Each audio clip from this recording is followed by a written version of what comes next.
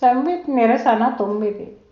ఘటములో సూర్యుడు చొరున ఘట భిన్నంబైన ప్రతిభ సూర్యుండవునా. మటుమాయ దారి కూటమి ఘటపటములు లేక నేను గన్పించానోయి. కూటమితోనే గలిగుందునోయి. ఎటు వస్తీనో తెలియా ఎటు బోవుటకు లేను. ఎటు వస్తీనో తెలియా ఎటు బోవుటకు లేను. ఎటు దోచుటలేను ఎప్పుడూ లేనని తెలియు. పటుతరంబుగా నీదు ప్రజ్ఞలు త్రుటిలో జడుగురు పదము దొరికిన.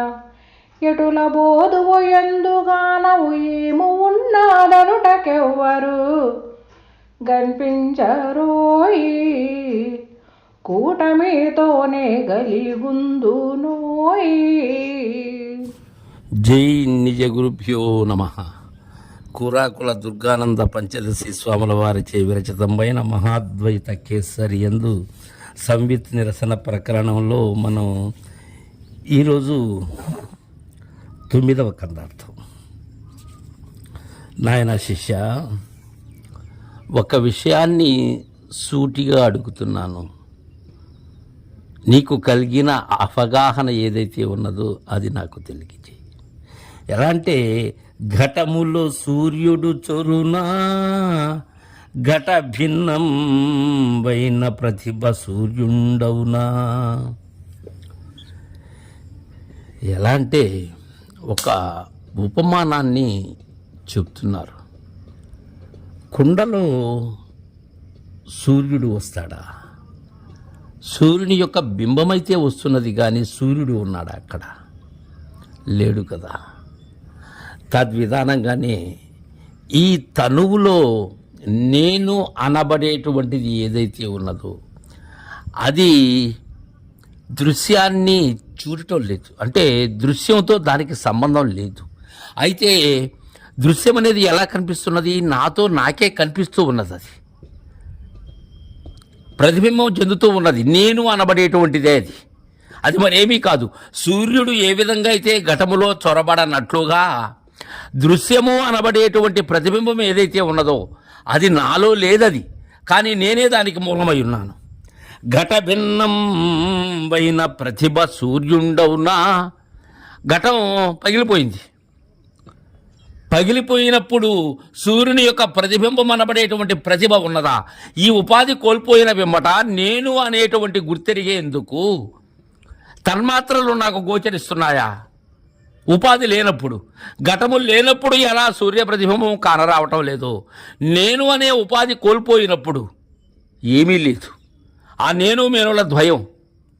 ఇక్కడ ఎలా అయితే ఘట జలము సూర్యుడు, ఘట జలం భిన్నమైనట్లయితే, అది పగిలినట్లయితే, లేకపోయినట్లయితే సూర్యుడు ఎలా కానరాడో తద్విధానంగా మటుమాయ దారి కూటమి ఘటపటములు లేక నేను గన్పించానోయి.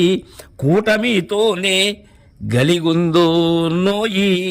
ఇక్కడ స్పష్టమైన విచారణ తెలియజేస్తూ ఉన్నారు కురాకుల దుర్గానంద పంచదశి స్వాముల వారు.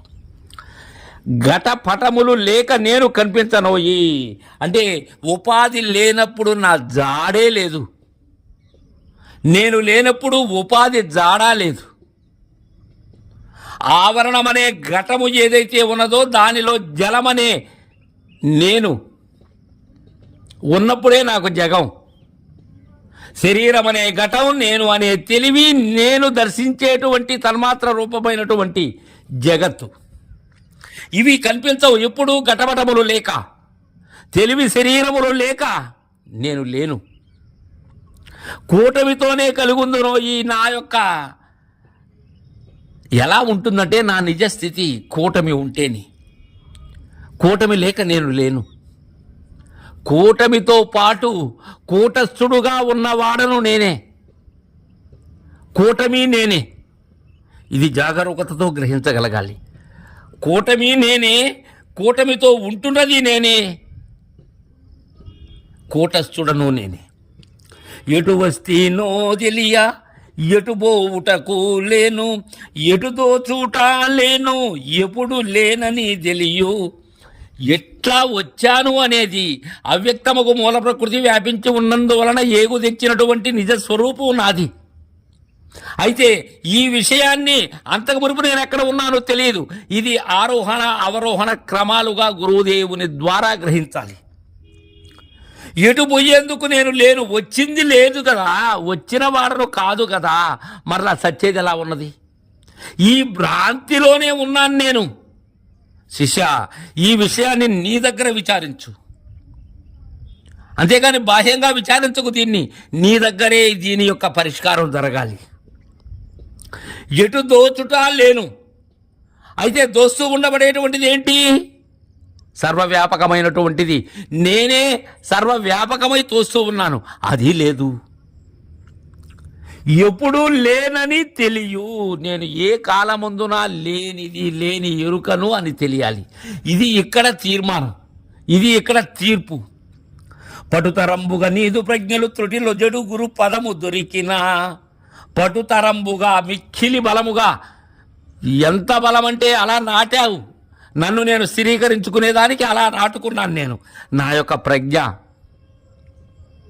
నా తెలివి త్రుటిలో లేకుండా పోతాయి.